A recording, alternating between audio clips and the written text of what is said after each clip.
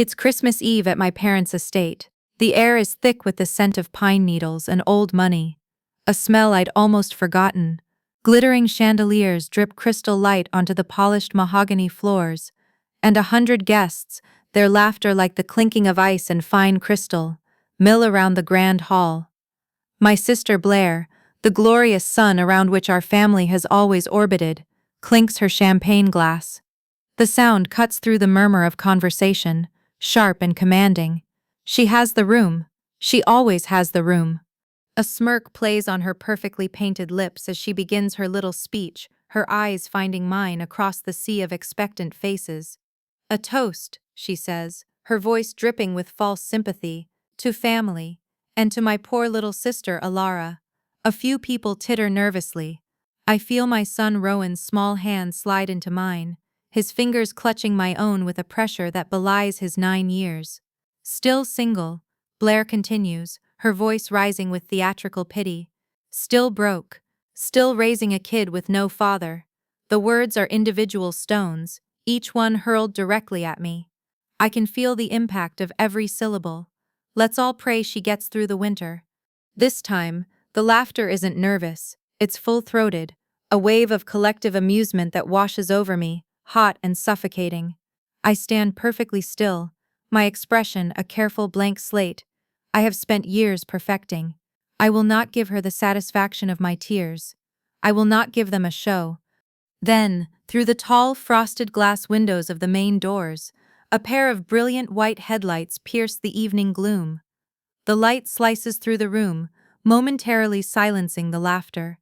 The grand oak doors swing open, pushed by an invisible hand, letting in a swirl of frigid December air. 3 men in immaculate black suits and subtle earpieces step inside. They move with an unnerving, synchronized purpose that immediately commands the attention of the room. The lead security man, tall and broad-shouldered, scans the crowd, his eyes landing on me and my son. He walks toward us, his polished shoes, making no sound on the thick Persian rug. He leans down not to me, but to Rowan, his voice a low, respectful murmur meant only for him, but in the sudden quiet it carries. "Everything's ready, ma'am." My son, my brave, wonderful son, turns his head. He doesn't look at me. He looks directly at Blair, whose smirk has frozen on her face, a confused, ugly thing, and in a voice that is clear, steady, and loud enough for the entire room to freeze, he says the words that will change everything. "The CEO's car is here. She doesn't walk anymore." From being humiliated at my niece's Christmas birthday party as a broke single mom, to building an empire in secret, and showing up as the CEO of the resort they rented. This is how I went from the invisible nobody, the family charity case, to the woman who owned the very room they tried to kick me out of. The invitation had called it a family-only Christmas dinner, a phrase that, in my family, was always a warning, not a welcome. I'd stared at the embossed cardstock, the elegant script a mockery of the warmth it was meant to convey. My first instinct was to throw it away, to pretend it never arrived. Going to my parents' estate, which Blair and her husband now treated as their own personal palace, was like willingly walking into the lion's den wearing a suit made of steak. But then I looked at Rowan. His eyes, so much like mine, were wide with the simple, uncomplicated hope of a child at Christmas. He wanted to see his cousins. He wanted to see the giant tree my mother always insisted on, the one that scraped the cathedral ceiling of the great hall. He deserved a sliver of the magic, even if it meant I had to endure the poison. So I'd pasted on a smile, found the one decent dress I owned, that wasn't faded from 1,000 washes, and told him we were going. The moment we stepped inside, the familiar chill had nothing to do with the winter air. It was the atmosphere of the house itself, a place where my worth had always been measured and found wanting. Blair, draped in a silk gown the color of blood rubies, had descended upon us, her smile a predatory baring of teeth. "Alara, you made it, and Rowan, darling." She'd air-kissed a spot 2 inches from my cheek, her expensive perfume a cloying fog. "I wasn't sure you'd have gas money to get all the way out here." It was a casual jab, delivered with the effortless cruelty she had honed into an art form. I had just smiled. "It's good to see you too, Blair." My father, Dennis Quinn, had watched the exchange from his wingback chair by the fire, a glass of amber liquid cradled in his hand. He offered me a weak, almost apologetic smile, but said nothing. He never said anything. His silence was a language I had learned to translate from a young age. It meant, don't make waves, don't challenge your sister, just endure it. It was the cowardice of a man who valued peace over his own child's dignity. And so I endured. I endured the condescending questions from distant aunts about my little job and the pitying looks from my uncle when he asked if Rowan was keeping up in school without a father figure. Each word was a paper cut, small and insignificant on its own, but together they left me bleeding internally. Rowan, bless his heart, seemed oblivious, his attention captured by the mountain of presents under the tree. I kept him close, my hand a constant, reassuring presence on his shoulder. Then came the toast. Blair, in her element, the center of attention, raised her glass. Her speech started with platitudes about love and family, the standard holiday fare. But then her gaze sharpened, her focus narrowing on me like a hawk spotting a field mouse. The shift in tone was palpable, the air grew tense. This was not a toast, it was an execution. And a special prayer, she'd purred, for my poor little sister. I felt Rowan's hand find mine, his small fingers a lifeline in a churning sea of scorn. He squeezed, his young face tight with a confusion and anger he was only just beginning to understand. He knew his mother was being attacked. The laughter that followed her final line was a physical force. It pushed the air from my lungs. I looked at my father. He was staring down into his glass, swirling the contents, his face a mask of deliberate neutrality. He would not meet my eyes. He was abandoning me, just as he always did. In that moment, something inside me didn't break. It hardened. It turned from something soft and vulnerable into a cold, sharp shard of ice. I gave Rowan's hand one last squeeze, a silent promise. Then I leaned down and whispered in his ear, "We're leaving now, sweetheart." I didn't wait for a response. I stood up, my back straight, my chin high. I didn't run. I didn't shout. I simply turned and walked toward the door. Rowan's hand held firmly in mine. I could feel every eye in the room on my back. 100 pairs of eyes filled with pity, amusement, and contempt. I didn't care. As I pulled open the heavy oak door and the cold night air hit my face, it felt like the first clean breath I had taken all evening. I was leaving the shame behind me, packed away in that gilded cage with the rest of them. I just didn't know yet what I was walking toward. The stark contrast between the Sterling estate and my own world was a physical jolt. We left the glittering chandeliers and roaring fireplaces behind, driving 20 miles back to the city, to a reality of cracked pavement and flickering streetlights.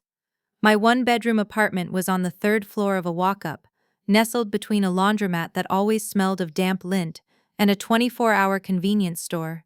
The air inside didn't smell of pine and wealth, it smelled of us, of Rowan's toast from breakfast, the lingering scent of the lavender fabric softener I used to make our few towels feel less threadbare, and the underlying exhaustion that seemed to have seeped into the very walls.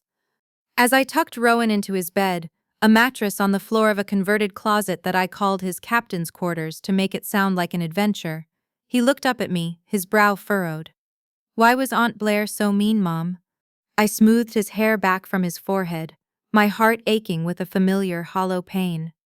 How do you explain that kind of casual cruelty to a child? How do you explain that some people build themselves up by tearing others down, especially when that person is his own aunt? Some people, they have a lot of stuff, sweetheart, I said, my voice softer than I felt. But they're not very happy inside, and sometimes they try to make other people feel small to make themselves feel big. He seemed to consider this, his young face serious. "But you're not small, Mom, you're the biggest."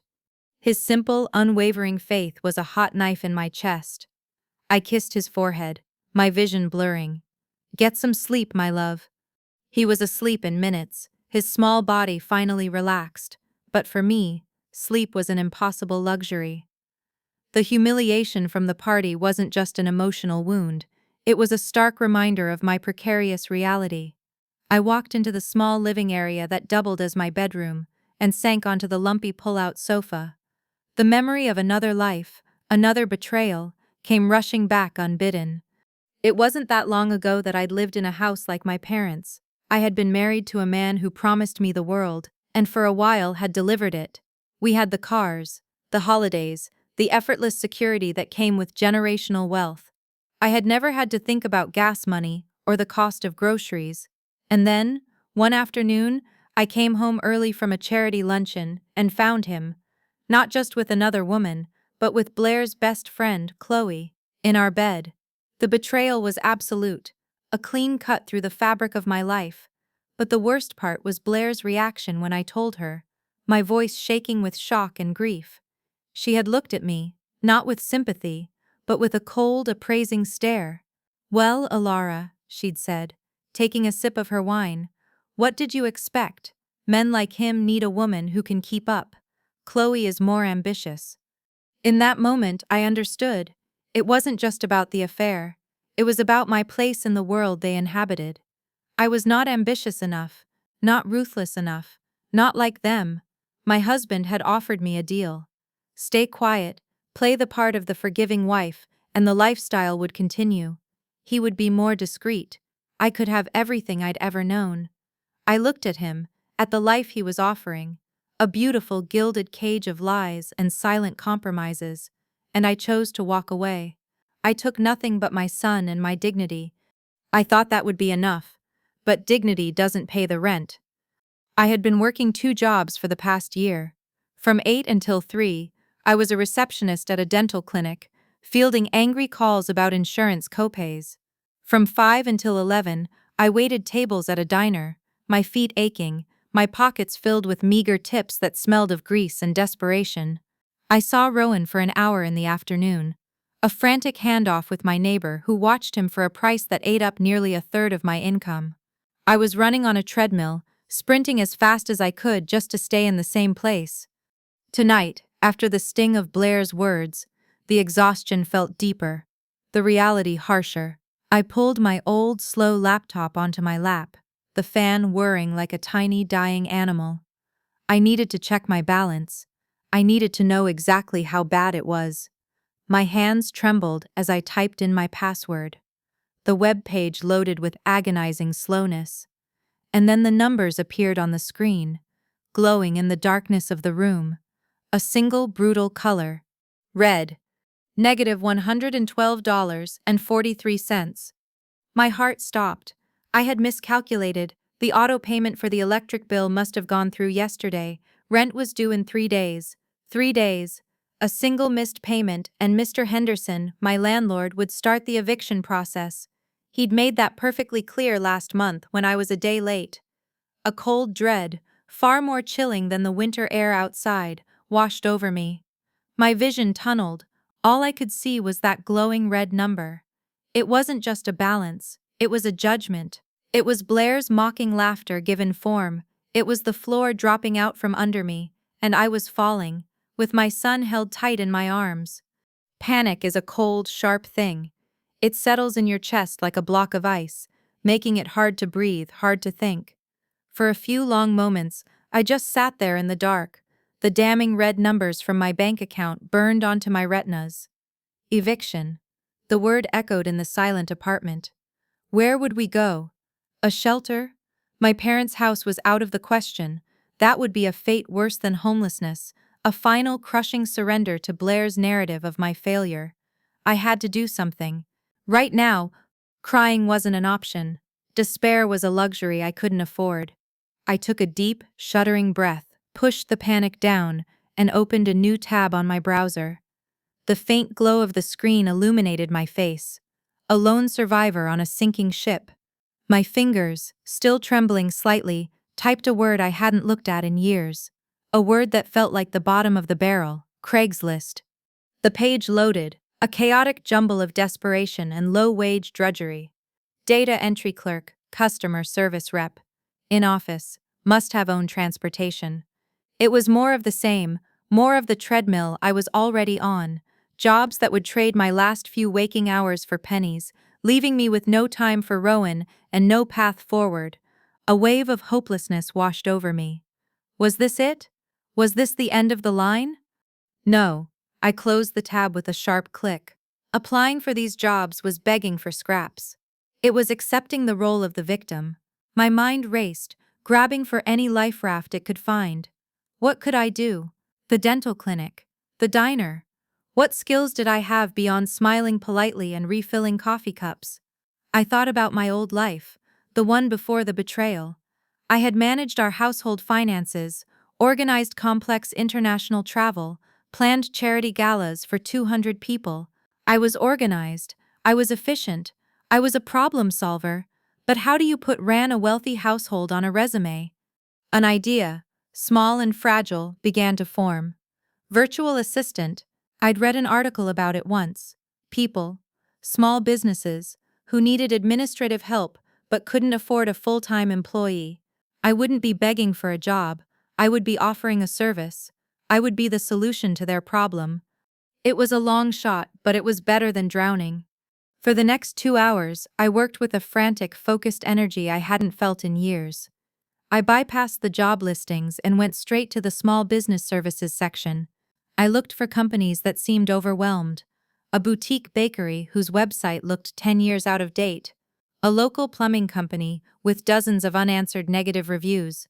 A graphic designer whose portfolio was stunning, but whose contact page was a mess.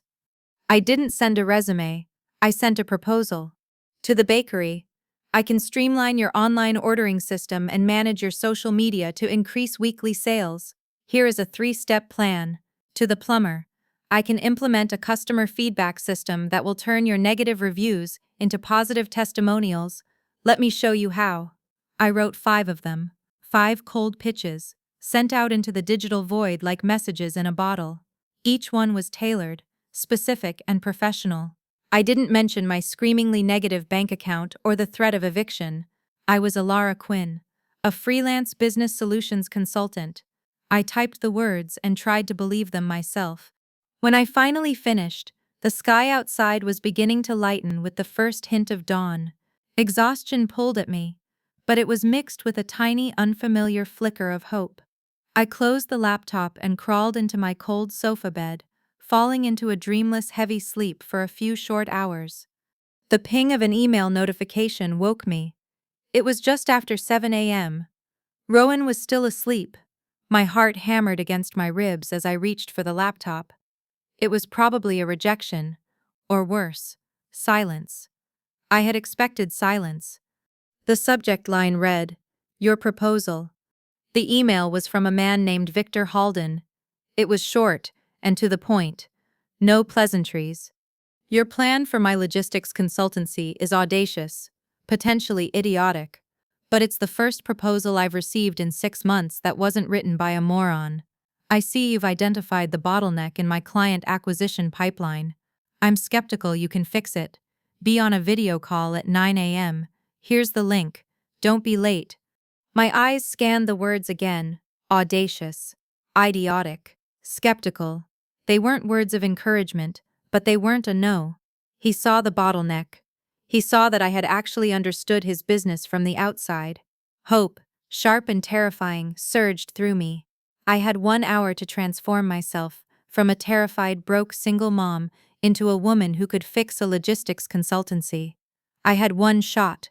At precisely 8:59 a.m., I clicked the link. I was sitting at my tiny kitchen table, wearing the one blazer I owned over a simple black shirt. My hair was pulled back in a severe bun. Behind me, I had hung a clean white sheet over a bookshelf to hide the reality of my cramped apartment. My hands were clammy, and my heart was doing a frantic tap dance against my ribs. I was terrified he would see right through me, see the desperation, the negative bank balance, the fear of the landlord's knock. A face popped up on the screen. He looked to be in his late 50s, with a salt and pepper beard that was more salt than pepper, and deep-set, intelligent eyes that seemed to miss nothing. His expression was a permanent, weary scowl. This was Victor Halden. He didn't say hello. "You're Alara Quinn." It was a statement, not a question. "Yes, Mr. Halden. Thank you for the opportunity to speak with you." My voice was steady. I was amazed it was steady. He grunted, leaning back in his chair, Behind him was a wall of books, floor to ceiling. Opportunity. Let's not get ahead of ourselves. I've read your proposal. You claim you can redesign my client intake process and automate my initial follow-up sequences to improve lead conversion by 15% in 90 days. That's a conservative estimate, actually, I said, the words coming out before I could stop them. A flicker of something, surprise, interest, crossed his face before the scowl returned. Is it now? And what experience do you have that makes you so confident? Your resume is sparse. He hadn't asked for a resume, but of course he would have looked me up. He would have found nothing. My experience is in systems management and efficiency optimization, I said, using the corporate jargon I had crammed from articles online. I see problems not as tasks, but as broken systems. Your system for attracting new clients is excellent. Your system for retaining their interest is inefficient.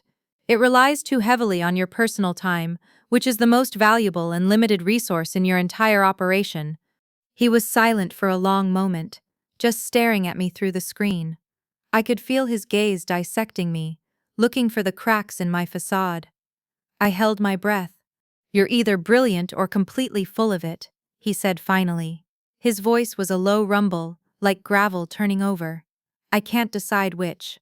I decided to take a risk. Hire me, and you can find out. He let out a short, bark-like laugh. It wasn't a warm sound. Cocky. I hate cocky. But I hate incompetence more. He leaned forward, his eyes pinning me. All right, Quinn. Here's the deal. It's a trial. 2 weeks. I'll pay you $500. You will build me the automated sequence you described. If it works, we'll talk about a real contract. If it fails, I never want to hear from you again, and for the record, I fully expect it to fail. $500. It wasn't enough for rent, but it was enough to stop the bleeding. It was enough to buy me time. It was a chance. It was everything. You have a deal, Mr. Halden, I said, my voice betraying none of the seismic relief flooding my veins.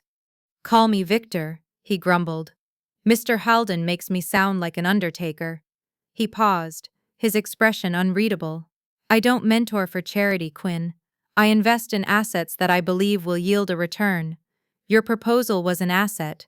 Now you have to be one. Prove me right. The call ended. I sat there in the silence, my fake professional backdrop, the only thing holding me upright.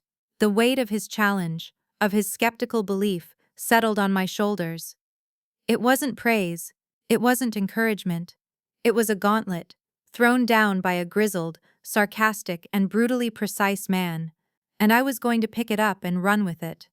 For the first time in a very long time, I wasn't just surviving, I had a mission. Working for Victor Halden was like being thrown into the deep end of a frozen lake. There was no hand-holding, no gentle introduction. His first email after our call contained a dozen links to software I'd never heard of, a login to his company's back-end systems, and a single sentence, "Don't break anything." He was, as promised, grizzled and sarcastic. His feedback was delivered with the precision of a surgeon and the bedside manner of a drill sergeant. My first draft of the automated email sequence came back to him within 48 hours. His reply was instantaneous and brutal. This is garbage. The tone is sycophantic. The call to action is weak. It reads like you're begging for their business.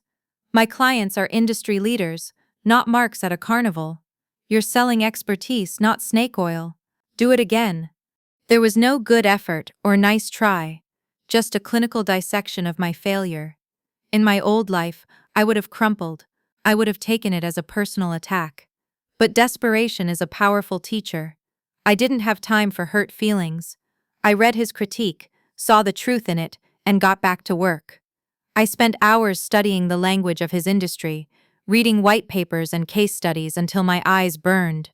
I rewrote the entire sequence from scratch, this time adopting a tone of confident, indispensable authority. I sent the revised version. His reply was shorter. Better.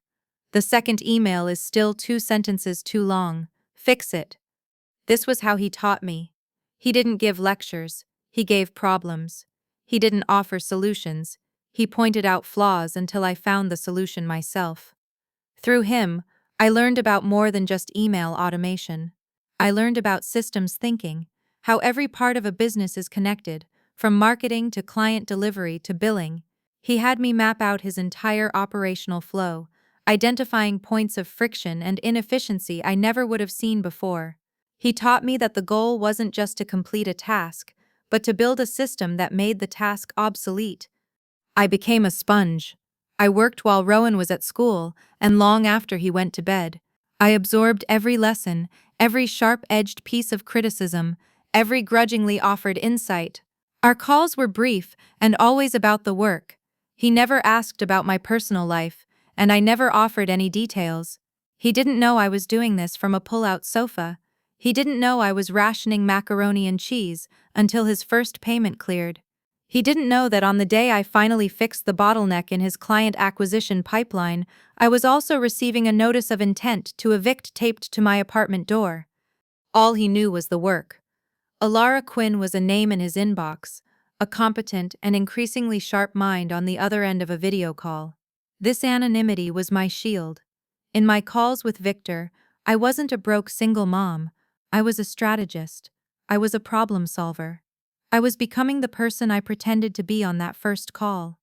At the end of the 2-week trial, I had not only built the automated sequence, but I had also generated 3 qualified leads for his consultancy, one of whom was a major player in the tech logistics space.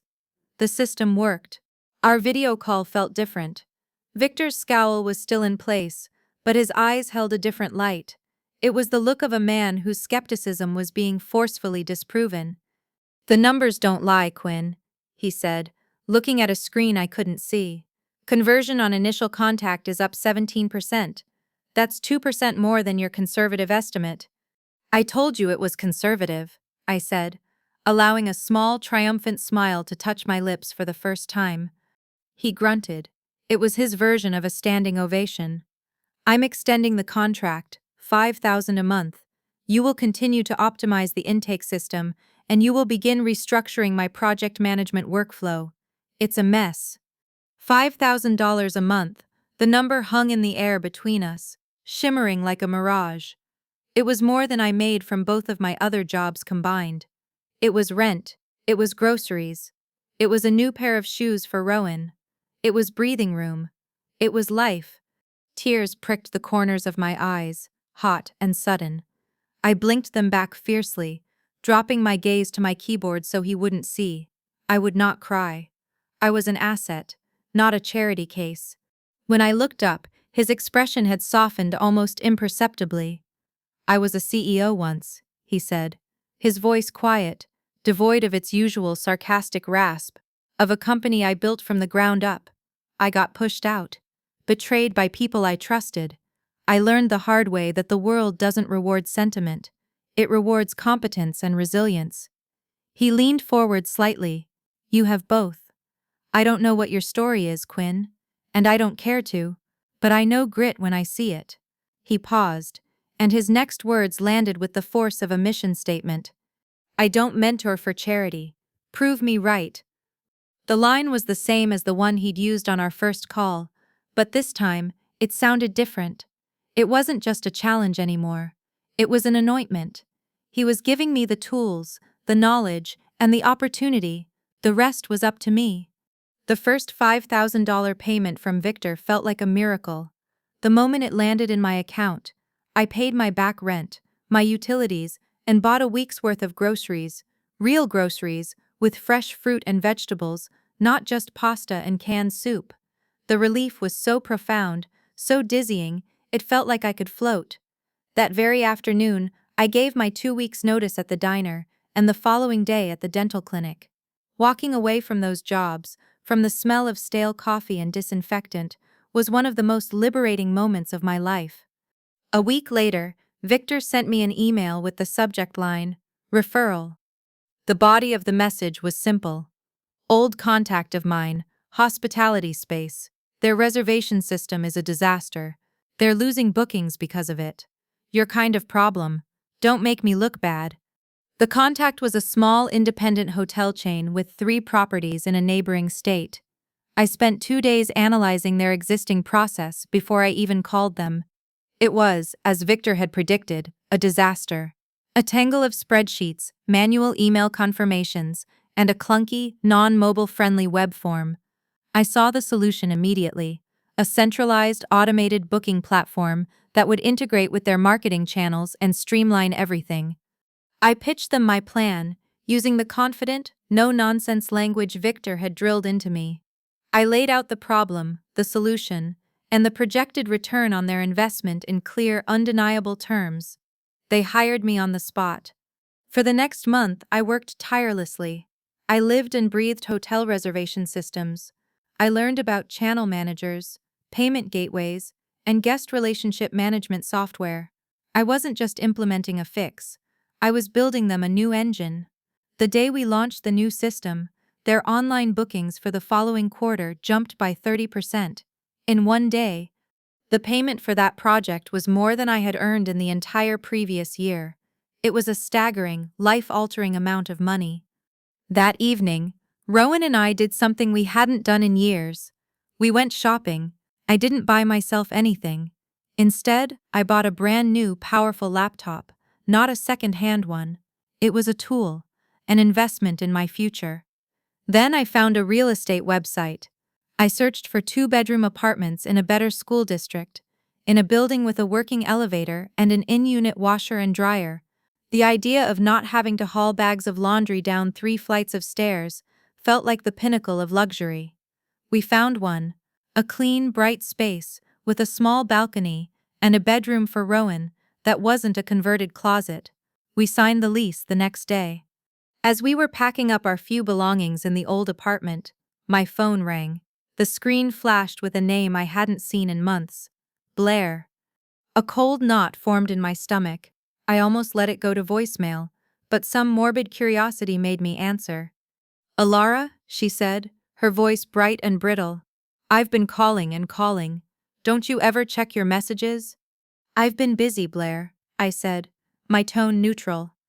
I tucked the phone between my ear and shoulder, continuing to place books into a cardboard box. "Busy? Doing what, dear? Folding towels at the Y? I'm calling because you never RSVP'd for Brianna's birthday. It's next month. I trust you'll be there. We're having it at the club." Of course they were. "I'm not sure we can make it," I said calmly. Her laughter was a sharp, ugly sound. "Oh, Elara, don't be like that. I know things are tough for you. You don't have to bring a gift. Just show up. It's important for Brianna to see the less fortunate side of the family. It teaches her empathy." Every word was a carefully crafted insult, designed to remind me of my place. A year ago, it would have shattered me. It would have validated every fear, every insecurity. But as I stood there, surrounded by boxes that represented my escape, her words had no power. They were just noise. She was mocking a person who no longer existed. She had no idea I had just automated a hotel chain's entire booking process. She had no idea I was moving into an apartment that was nicer than the one she'd first lived in with her husband. She had no idea about Victor, about the systems I was building, about the woman I was becoming in the quiet late hours of the night. "I'll have to check my schedule, Blair," I said, my voice cool and distant. "My consulting business is taking up a lot of my time right now." There was a beat of stunned silence on the other end of the line. "You're… what?"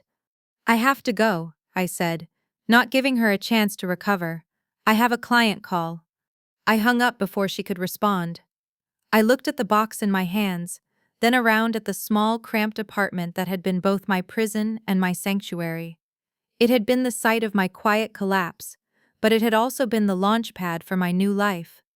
Blair's call, meant to humiliate me, had done the opposite. It had shown me just how far I'd already come. She was still playing the same old game, while I was getting ready to change it completely. The move to the new apartment felt like surfacing for air after being underwater for years. For the first time, Rowan had his own room with a real window that looked out onto a tree-lined street instead of a brick wall. The simple act of doing laundry without hoarding quarters and dragging a heavy bag to the laundromat felt like a revolutionary luxury. But I knew this was just the beginning.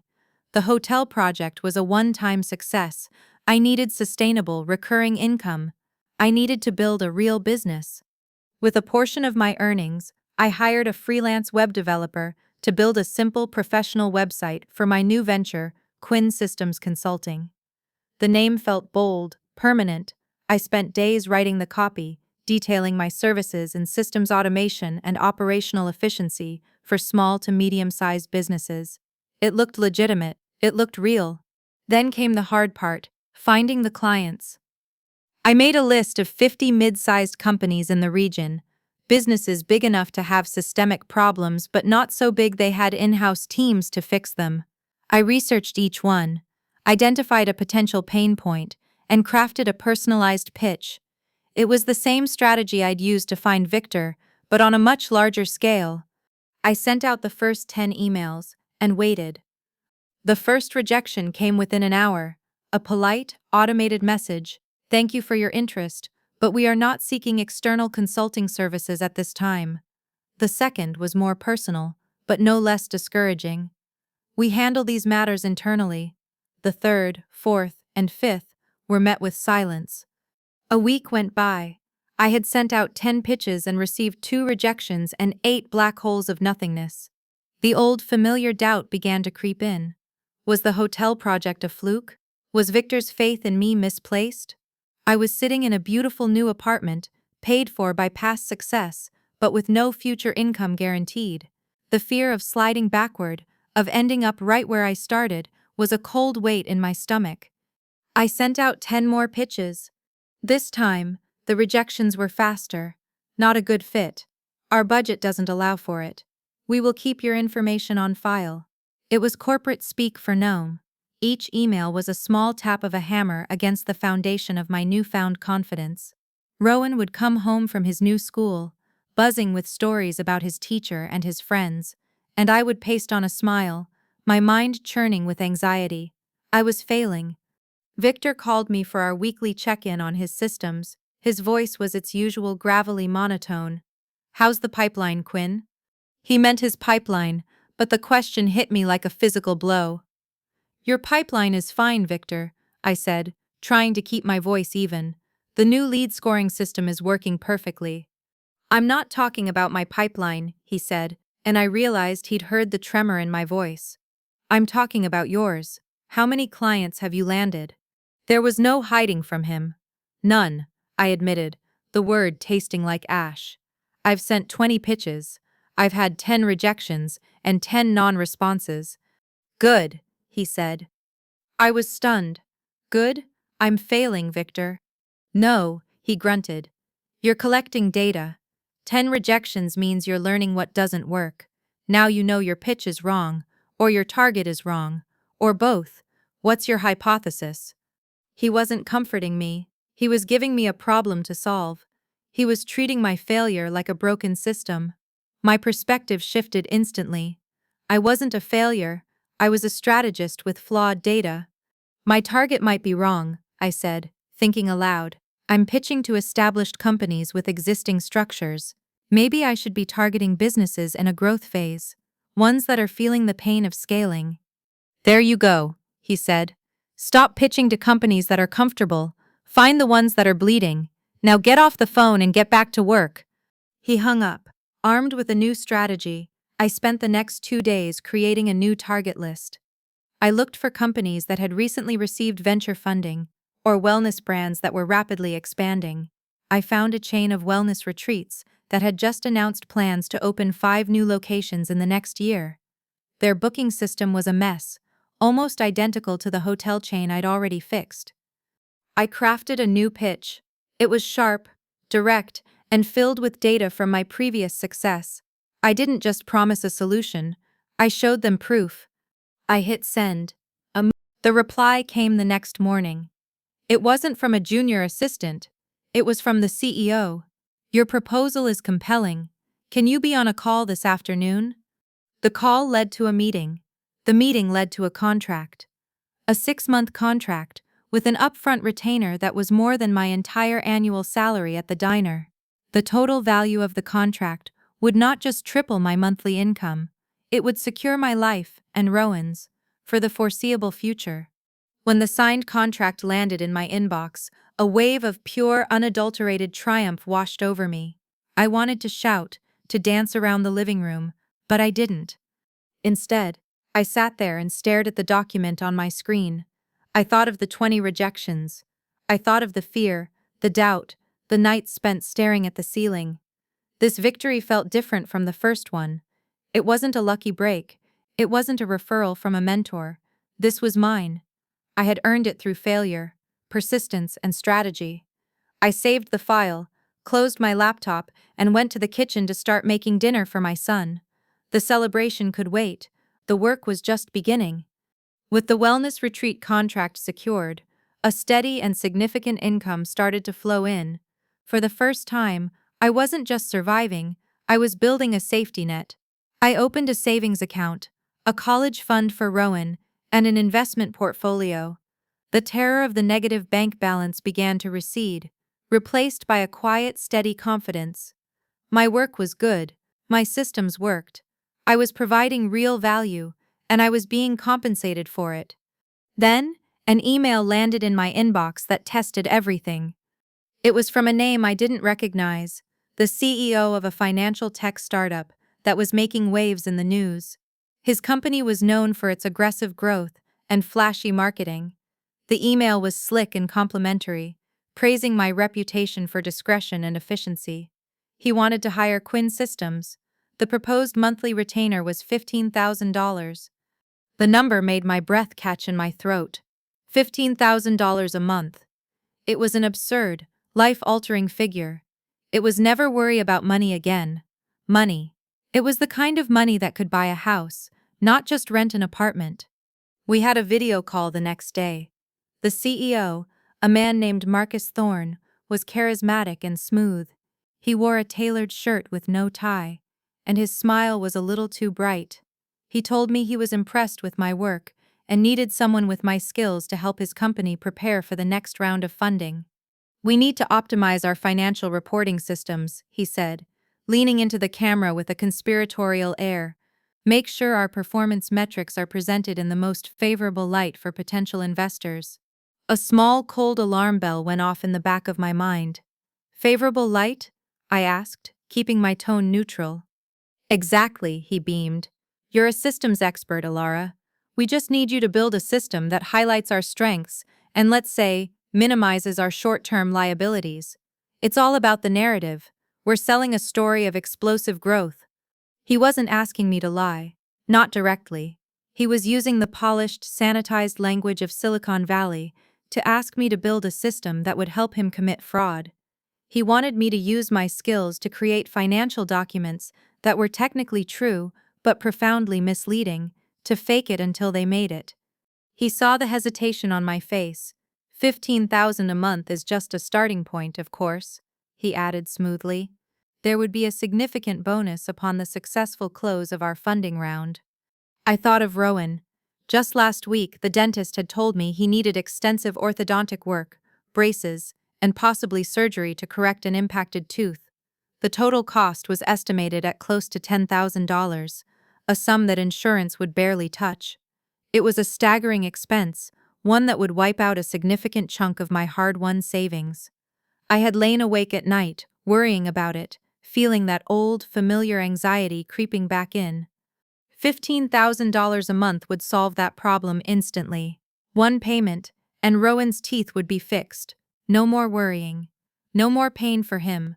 The temptation was a physical thing, a sweet, seductive poison. I could take the job. I could tell myself it was just creative accounting, that it was how the game was played.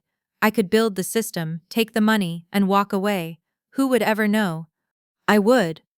I would know that I had used my mind, my skills, the very things that had clawed me out of poverty to deceive. I would know that the foundation of my success was built on a lie. I thought about looking Rowan in the eye, knowing that the braces in his mouth were paid for with dirty money. I thought about Victor's words. "I know grit when I see it." This wasn't grit. This was a shortcut. The moral fork in the road was clear. One path was fast, easy, and paved with gold. The other was the one I was already on. Slower, harder, but it was mine, and it was clean. Mr. Thorne, I said, my voice clear and firm, I appreciate the generous offer, but my company specializes in optimizing operational workflows and improving efficiency. What you're describing sounds more like creative financial engineering, and that's not a service I provide. His smile tightened, the charm vanishing instantly. I think you're misunderstanding. I don't think I am, I interrupted, my voice still calm. Thank you for your time, but it's not a good fit. I ended the call. The silence in my apartment was deafening. I had just walked away from a fortune. The problem of Rowan's dental surgery was still there, a $10,000 mountain I still had to climb. For a moment, a wave of regret washed over me. Was I a fool? Was I letting pride get in the way of my son's well-being? A few days later, during my weekly call with Victor, he was unusually quiet. Got a strange call this week, he said finally, from Marcus Thorne. My blood ran cold. He wanted to know about you, Victor continued. His eyes narrowed on the screen. Said you'd turned him down for a project. Wanted to know if you were difficult to work with. What did you tell him? I asked, my voice barely a whisper. I told him you were the most principled consultant I'd ever met, Victor said, his voice a low grumble, and that if he was looking for someone to cook his books, he should look elsewhere. He paused, his gaze intense. It was a test, Quinn, and you passed. There are two ways to build an empire, fast and dirty, or slow and right. You'd rather go slow and right than fast and dirty. That's rare, that's why you'll win in the end. His words were a balm on my frayed nerves. He wasn't just my mentor, he was my moral compass, and he had just confirmed that I had chosen the right path. It might be the harder path, but it was the only one that would lead somewhere worth going. The wellness retreat contract was my bedrock. It was the foundation upon which I was building my new life. The work was demanding, but deeply satisfying. I had streamlined their entire client experience, from first click to post-visit follow-up. They were thrilled, and my reputation within their niche industry was growing. For the first time, I felt a sense of professional security. I was good at this. I was building something real. That sense of security was shattered by a single phone call.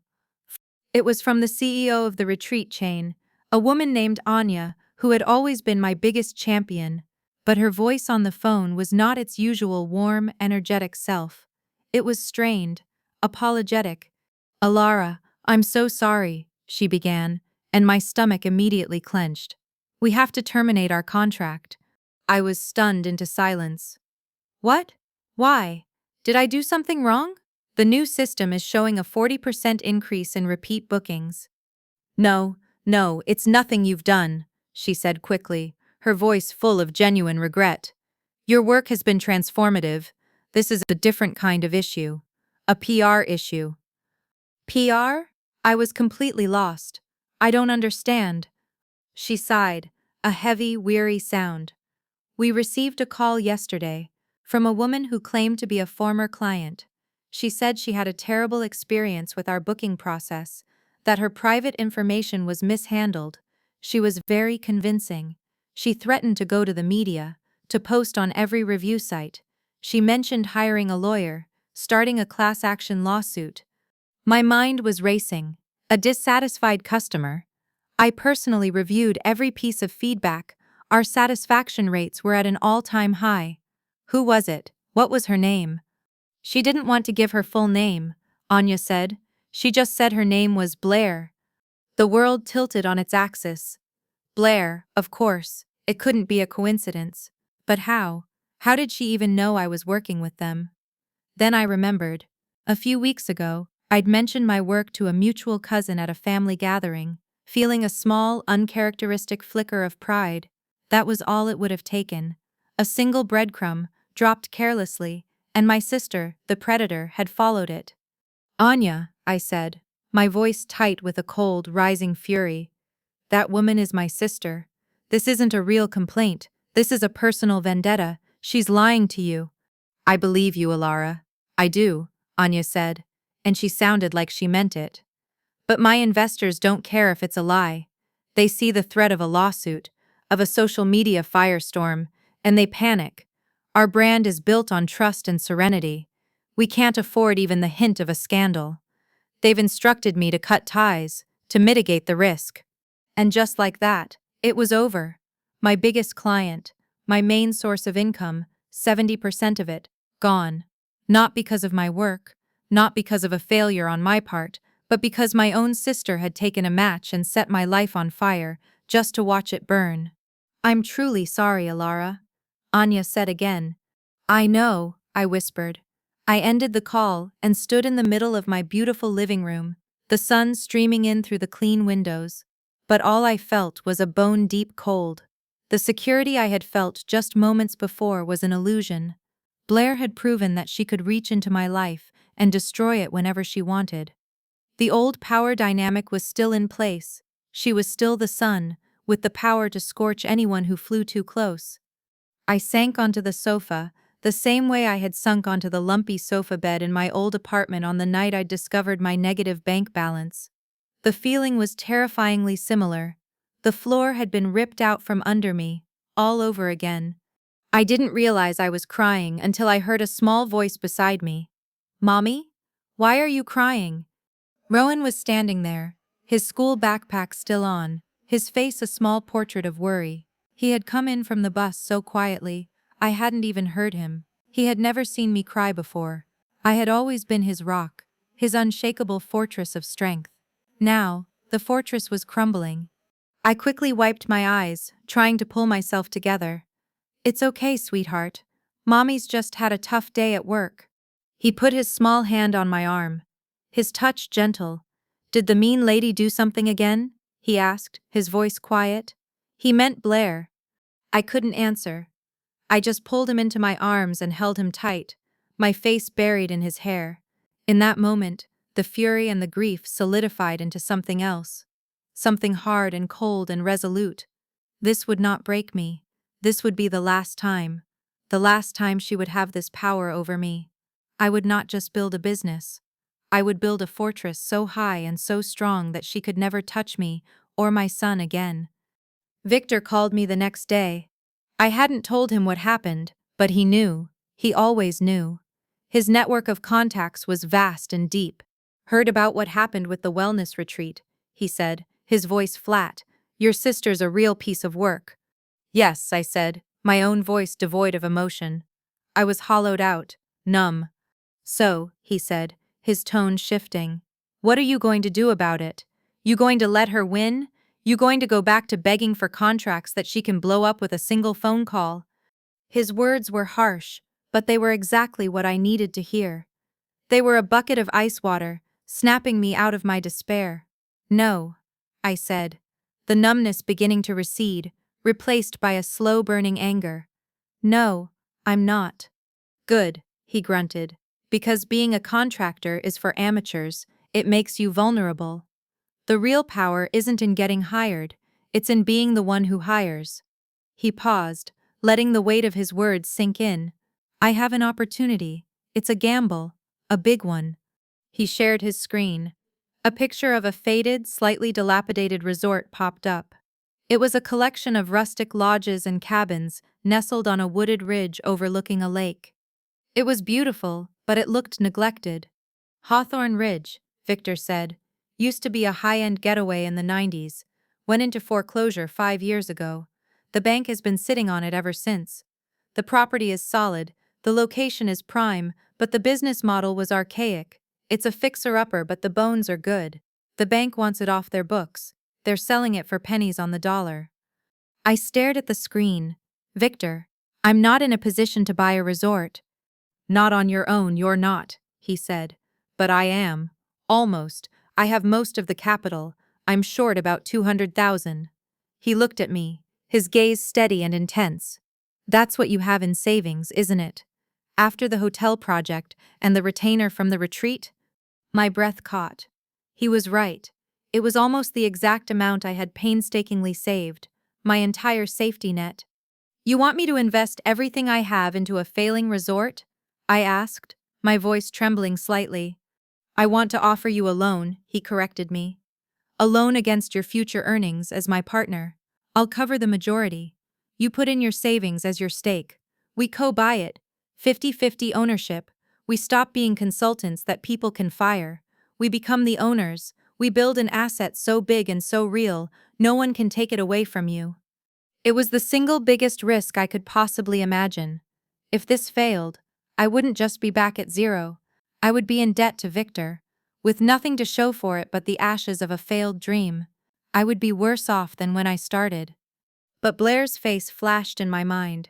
Her smug, cruel smile, the ease with which she had dismantled my life. Victor was right. As long as I was working for other people, I would always be vulnerable to her. Ownership was the only real security. It was the only way to build a fortress. Okay, I said, the word coming out in a rush before I could second-guess myself. I'm in. The next 9 months were a blur of relentless, back-breaking work. We got the property. The moment the deal closed, we were at Hawthorne Ridge, walking through the dusty lodges and overgrown paths. The scale of the project was terrifying. It needed new plumbing, new wiring, a new roof on the main lodge. It needed everything.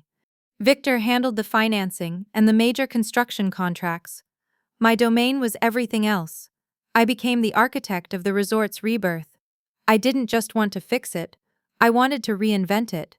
I worked from a makeshift office in a dusty corner of the main lodge, a sleeping bag, and a hot plate in the room next door. Rowan stayed with a trusted neighbor during the week and came up to the ridge on weekends, exploring the woods like it was his own private kingdom. I worked day and night. I designed a new brand from scratch, new logo, new color palette, a new philosophy centered on modern luxury and restorative nature. I personally interviewed and hired every single staff member from the head chef to the groundskeepers. I obsessed over every detail, from the thread count of the sheets to the scent of the soap in the bathrooms. I built a state-of-the-art, fully automated booking and guest management system, the culmination of everything I had learned. For the first 6 months, we bled money. Every day was a new crisis, a new unexpected expense. There were moments of profound doubt, where I lay awake in my sleeping bag, listening to the wind howl outside, convinced I had made a catastrophic mistake. But slowly, painstakingly, things began to turn. The new roof was finished. The dust covers came off the new furniture. The landscaping started to look manicured instead of wild. We opened for limited bookings. The first guests arrived. And they loved it. The first 5-star review felt like a bigger victory than any contract I had ever landed. Then came another, and another. Word of mouth began to spread. The hidden gem on Hawthorne Ridge. The perfect luxury escape. Within 6 months of opening, we were breaking even. Within 9 months, we were fully booked, 3 months in advance. Hawthorne Ridge wasn't just a comeback story, it was the hottest new destination in the region. We had done it. We had built our fortress. From the very beginning, Victor and I made a strategic decision. His name was on the public-facing documents as the primary owner and investor.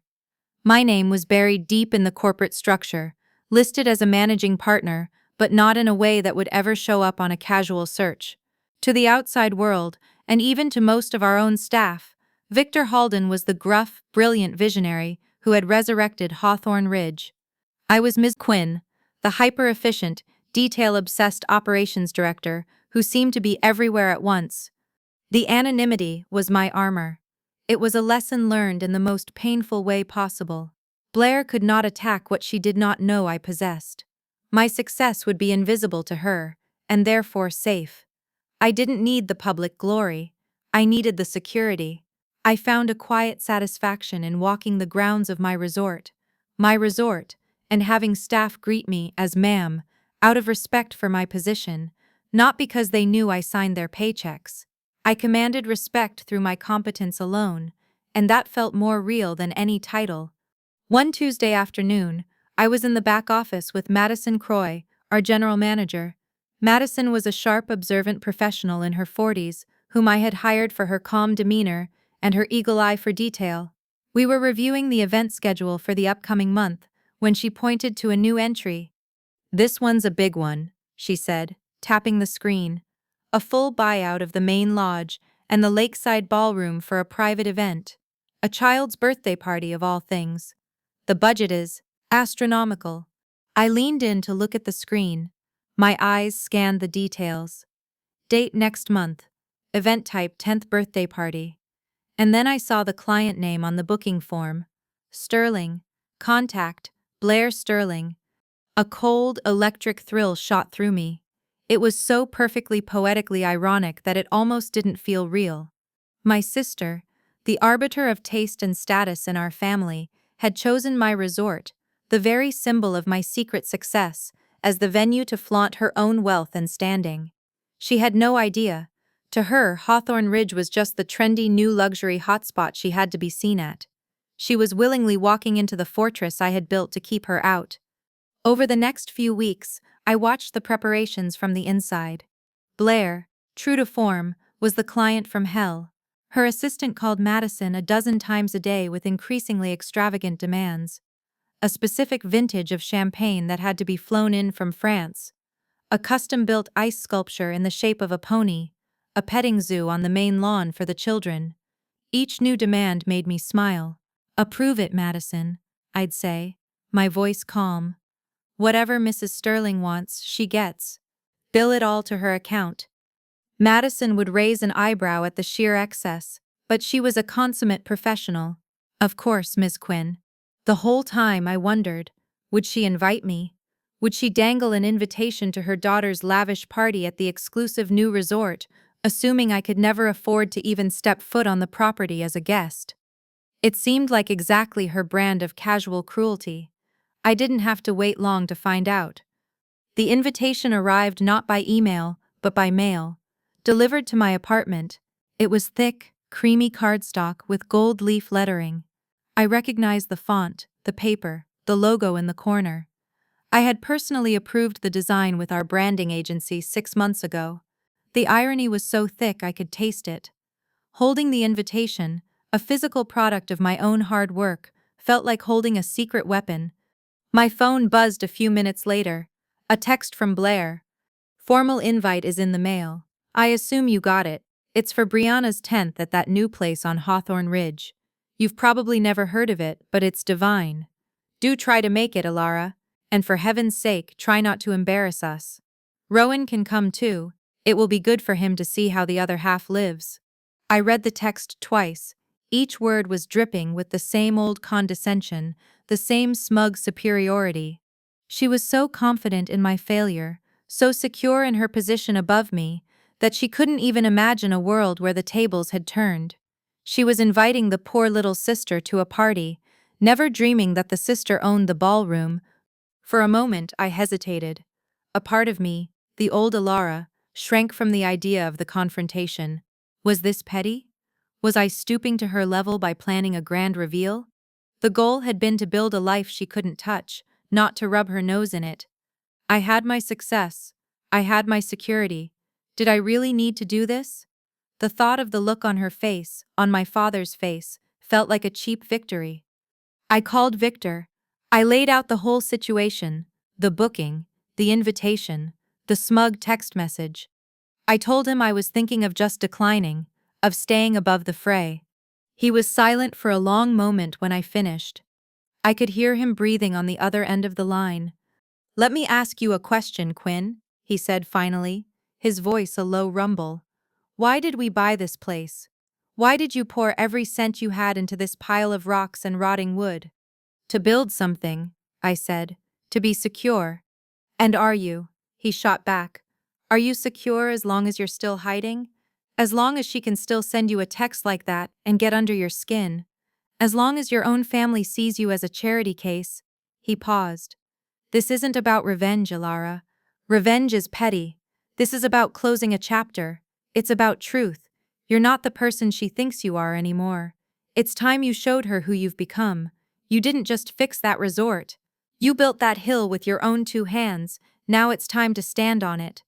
His words cut through my hesitation, slicing away the doubt. He was right. This wasn't about humiliating Blair. It was about liberating myself. It was about ending the lie, the one she told about me, and the one my silence had allowed to persist. It was the final, necessary step in my own transformation. "Okay, Victor," I said. a newfound resolve hardening my voice. "I'll go." I looked at the invitation again. This time, it didn't feel like a weapon. It felt like a key. The key to my own fortress. And I was about to use it. The day of the party arrived. A crisp, clear Saturday in late autumn. The air was cool, and the leaves on the trees lining the long driveway to Hawthorne Ridge were a blaze of gold and crimson. As I got ready, I felt a strange, unnerving calm settle over me. This wasn't a performance, it was a statement of fact. I chose my outfit with care, not a glittering gown like Blair would wear, but a sleek, simple black coat over a tailored cashmere dress in a deep charcoal gray. It was understated, elegant, and expensive in a way that didn't need to announce itself. It was armor. For Rowan, I had bought a tiny custom-made suit, a perfect miniature of a gentleman's attire. He looked at himself in the mirror, his eyes wide with serious delight. "I look like a boss, Mom," he said. "You are a boss, my love," I replied, smoothing his tie. We didn't drive my sensible sedan. I had arranged for the resort's house car, a gleaming black town car to pick us up. As we pulled up the winding drive, I saw the familiar landscape not as an employee or an owner, but as a guest. It was beautiful. We had made something truly beautiful. The valet, a young man named Tom whom I had hired myself, rushed to open my door. "Welcome back, Miss Quinn," he said, his voice full of professional warmth. A few of Blair's guests, already mingling on the grand stone terrace, turned to look, their expressions a mixture of curiosity and confusion. They saw the respectful greeting, the expensive car, and it didn't quite compute with the image they had of poor Alara. We walked up the steps to the main lodge. Blair was standing just inside the entrance, holding court, a glass of champagne in her hand, her dress a cascade of shimmering sequins. She looked like a queen in her throne room. Her eyes swept over us, and a familiar mocking smirk formed on her face. "Alara, glad you could show up," she said, her voice loud enough for everyone nearby to hear. She looked my simple coat up and down with a dismissive glance. And Rowan, very formal. She turned her attention back to me, her smile widening. "I do hope you can afford lunch. The prices here are simply astronomical." The small circle of her friends laughed. A polite, sycophantic titter.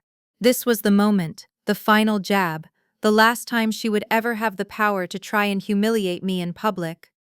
A year ago, this comment would have landed like a physical blow, a hot spike of shame in my gut. But today, hearing it, I felt nothing but a distant, clinical pity for her.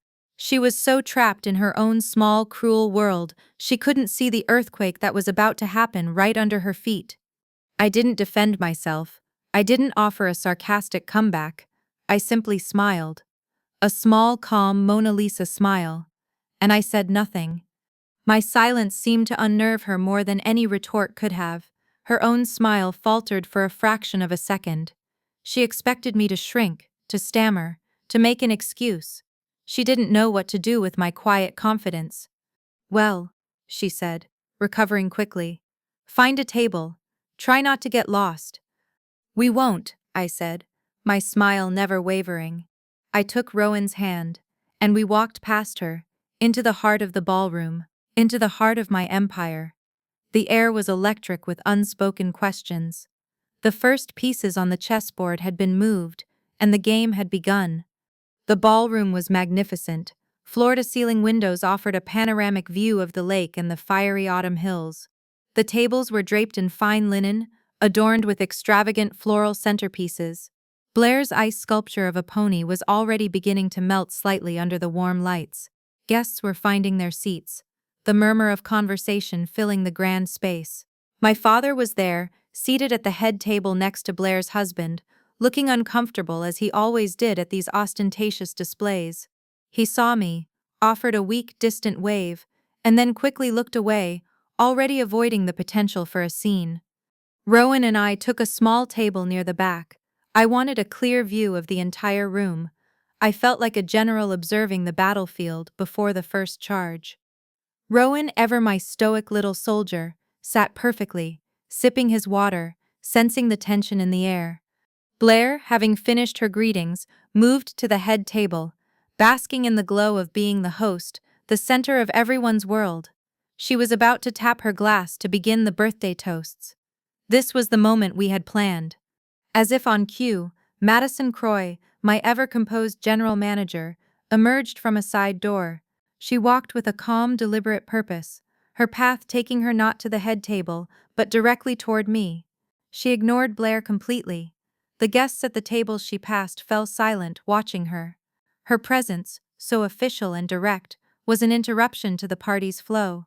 She stopped beside our table. The room was growing quiet now, the silence spreading outwards from our position like ripples in a pond. Everyone was watching. Madison leaned down slightly, her expression one of polite, professional inquiry, and in a voice that was perfectly modulated, not a shout, but clear and resonant enough to carry across the suddenly silent room, she asked the question that would ignite the world. "Ma'am," she said, her eyes fixed on me, "the kitchen is ready to begin service whenever you are, and I just wanted to confirm, would you like us to comp the entire event today? As the resort owner, it's entirely your call." Dead silence. The clatter of a fork dropping onto a plate sounded like a gunshot. Every single head in the room swiveled towards me. 100 pairs of eyes, wide with disbelief. I saw Blair's face, the color drained from it as if a plug had been pulled. Her mouth fell open slightly, the smug smile frozen and then cracking like thin ice. Her champagne glass, halfway to her lips, stopped dead in the air. She stared at me, her eyes filled with a dawning, horrified comprehension. My father shot to his feet, his chair scraping loudly against the polished floor. His face was a mask of utter shock. "Owner?" he stammered, his voice cracking as he pointed a trembling finger at me. "Elara? You own this place?" The question hung in the air, a testament to his complete and utter ignorance of my life. And then, my son, my wonderful, perfect son, delivered the final, devastating blow. He stood up on his chair, small and straight in his little suit. He looked directly at his gasping aunt and his shocked grandfather. His voice, clear as a bell, rang out in the cavernous silence. "She's the CEO," he announced with profound, simple gravity. "She doesn't walk. Her car's ready." For a heart-stopping moment, the tableau held. Blair, pale and frozen. My father, standing and gaping.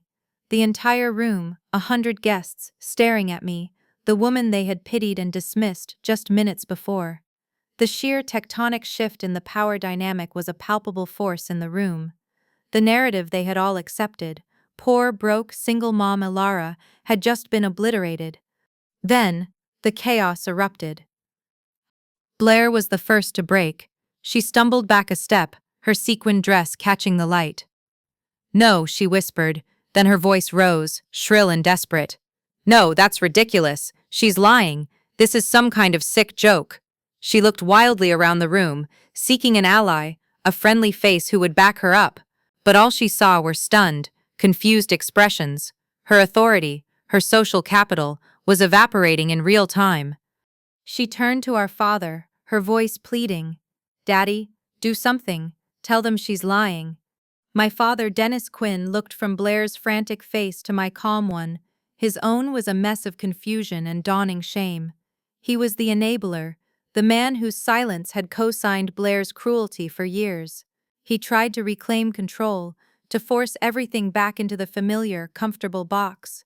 Now, he said, his voice weak and unsteady. "Let's not make a scene. We're all family here. Elara, what is the meaning of this?" He was speaking to me, but his appeal was to the old Elara, the one who would shrink and apologize. That Elara was gone. I didn't need to say a word. Madison, my neutral observer, my jury, stepped forward slightly. She addressed my father, but her voice was for the entire room. "Mr. Quinn," she said, her tone cool and factual, "I can assure you there is no confusion. Ms. Elara Quinn and her partner, Mr. Victor Halden, acquired Hawthorne Ridge 9 months ago.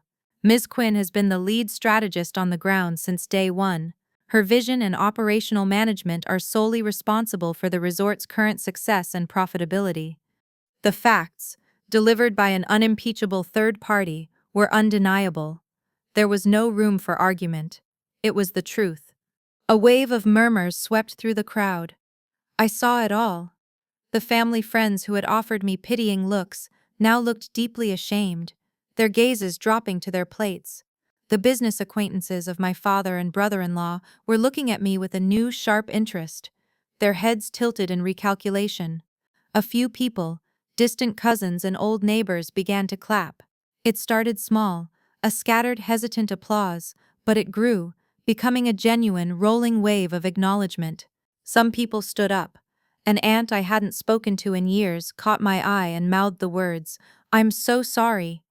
Each clap, each look of respect, was a nail in the coffin of Blair's reign. She stared at the scene, her face contorting with rage and humiliation. This was her party, her stage, and she had become a bit player in my story. Her throne, built on a foundation of mockery and scorn, was turning to ash beneath her. She couldn't take it. With a strangled cry of fury, she turned and fled. She didn't walk, she ran, stumbling in her high heels, pushing past a waiter and shoving her way through the stunned guests. The last I saw of her was the back of her glittering dress as she disappeared out the ballroom doors, a queen abandoning her fallen kingdom. The aftermath was quiet. My father sank back into his chair, looking 10 years older. He didn't look at me again. The party was over before it had even begun. I stood up, took Rowan's hand, and with a quiet nod to Madison, we walked out, leaving the wreckage behind us. The drive away from Hawthorne Ridge was silent. The black town car glided smoothly down the winding road, leaving the chaos of the ballroom and the ashes of Blair's social throne behind us. Rowan sat beside me, his small hand tucked firmly in mine. He didn't say anything, but he didn't need to. His presence was a warm, grounding weight. He had been my witness, my champion. I didn't feel the giddy rush of victory I might have expected. There was no elation, no desire to gloat. Instead, I felt a profound, quiet sense of release, as if a heavy cloak I had been forced to wear for years had finally been lifted from my shoulders. The person I was in that ballroom was not an act, it was simply me. Instead of having the driver take us home, I gave him a different address. A small public park 20 minutes away, surrounding a little lake. It wasn't a beautiful place. It was simple, a bit neglected, with a gravelly shore and a few old wooden benches, but it was significant. In the darkest days, after I'd first left my husband, when Rowan was at a babysitter's, and I had an hour between my two miserable jobs, I would come here. I'd park my beat-up car, lean my head against the steering wheel, and cry. This little lake had absorbed more of my tears and silent screams of desperation than any other place on earth. It was a place of past pain. I led Rowan to the water's edge. The late afternoon sun was beginning to dip towards the horizon, casting a golden glow on the water's surface. The air was still and cool. I picked up a flat, smooth stone. Without a word, I drew my arm back and skipped it across the water. It bounced once, twice, 3, 4 times before sinking beneath the surface. Rowan watched, then bent down to find his own stone. His first attempt plopped into the water with a loud splash, but he just giggled and found another. We stood there for a long time, the two of us, in comfortable silence, just skipping stones as the sun went down. We were revisiting a place of old ghosts, but this time we were not haunted. We were at peace. My phone buzzed in my pocket. It was Victor. "So," he said, his voice the familiar, gravelly rumble. "I hear there was some light entertainment at the Ridge this afternoon." I smiled, watching Rowan manage a 2-skip throw. "You could say that." "Madison gave me the full report," he said. There was a sound in his voice I had never heard before, a warmth that went beyond professional respect. It sounded like pride. "You did good, kid. You stood on the hill." I looked out across the water, at the ripples spreading from where my last stone had landed. I thought about Blair's face, my father's shock, the guests' applause, and I finally understood the true meaning of the day. "It wasn't about revenge, Victor," I said, my voice quiet but sure. "It wasn't even for them." I felt a sense of clarity so pure and bright it was almost startling. The grand reveal, the turning of the tables, It wasn't about punishing my sister for her cruelty or my father for his weakness. It was about proving something to the only person who had ever really needed to believe it, myself. It was proof that the woman who used to cry in her car by this very lake was gone, replaced by someone stronger, someone who could build her own fortress on her own terms. It was proof, I said again, this time for me. Proof that I could not only survive, but win. Not their game, but my own. Rowan came over and slipped his hand back into mine. We stood together and watched the last sliver of sun disappear behind the hills. The future was still unwritten, a vast open landscape of possibility. But for the first time in my life, I knew, with absolute certainty, that I was the one holding the pen. The moral of the story is to never let their definition of you become your reality. Quiet progress is always, eventually, louder than loud opinions. Let me know in the comments, have you ever been underestimated by family and proved them wrong later? What was your "the CEO's car is here" moment? If you loved this story, hit that like button and subscribe for more powerful, emotional narratives just like this one. Thanks for watching. Stay strong. Your moment is coming,